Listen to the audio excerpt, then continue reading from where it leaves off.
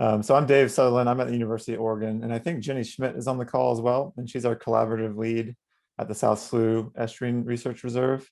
Molly and Tyler, I don't think are on the call today, but they're involved as a postdoc and a graduate student from our project partners. And our title is Buried or Fried, understanding sedimentation, that's the buried part, and temperature, that's the fried part, effects on native species restoration in South Slough and the greater Coos Estuary. So just to remind you where Coos Bay and the South Slough Estuary are. They're in southern Oregon, southwestern Oregon. Coos Bay is the largest estuary between the Columbia River and San Francisco Bay by area, and it has a very deep draft channel. And so it's a really neat place to study native species, habitats, sediment dynamics, all in the sort of the context of climate change, as well as other anthropogenic effects such as industry and land reclamation and processes like that. So this is a project, as I mentioned, with South Slough, but also with UNC Chapel Hill, so Emily Idem and Tyler, and then Dave Ralston at Woods Hole Oceanographic Institution. So the overall goal of our research is to look at how the patterns of native oysters, so that's the Olympia oyster, and eelgrass health depend on environmental factors. And we're particularly looking at temperature and sedimentation as those driving environmental factors.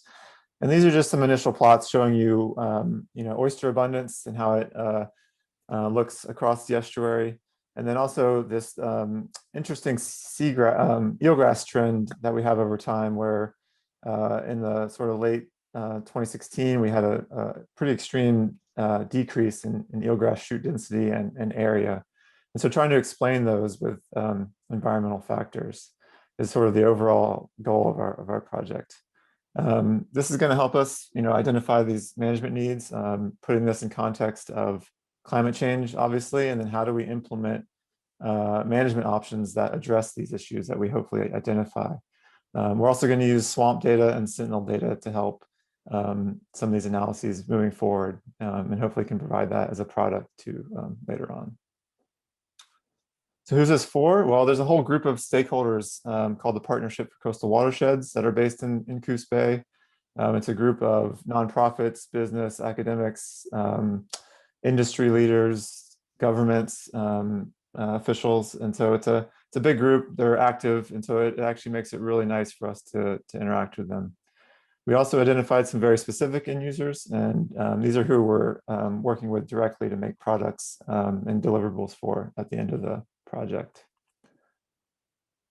How are we going to accomplish this? Well, engagement, and I think we're going to talk a lot about engagement later on today. And so I'll leave it here, but we have an engagement model, and that's what Jenny Schmidt is helping us lead at South Slough. On the more technical side, we're going to do swamp data analysis. We're adding temperature as a variable to our existing hydrodynamic model, which includes salinity and sediment at present. And so once we add temperature, we can do a lot more biological things. And then we're taking some short and long sediment cores near the critical habitats like oyster habitats and eelgrass habitats to get a longer time scale context for what's happening. Our expected data products and outcomes. Well, I just listed a few products here, right? We're going to try to compare sediment characteristics between healthy and declining eelgrass beds, and we can also do that near oyster habitat.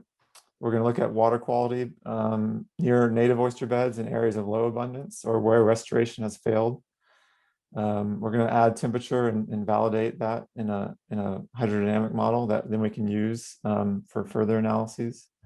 And then we have a lot of end user identified products such as GIS layers of sedimentation or temperature that we can overlay on their to address their needs and their desires.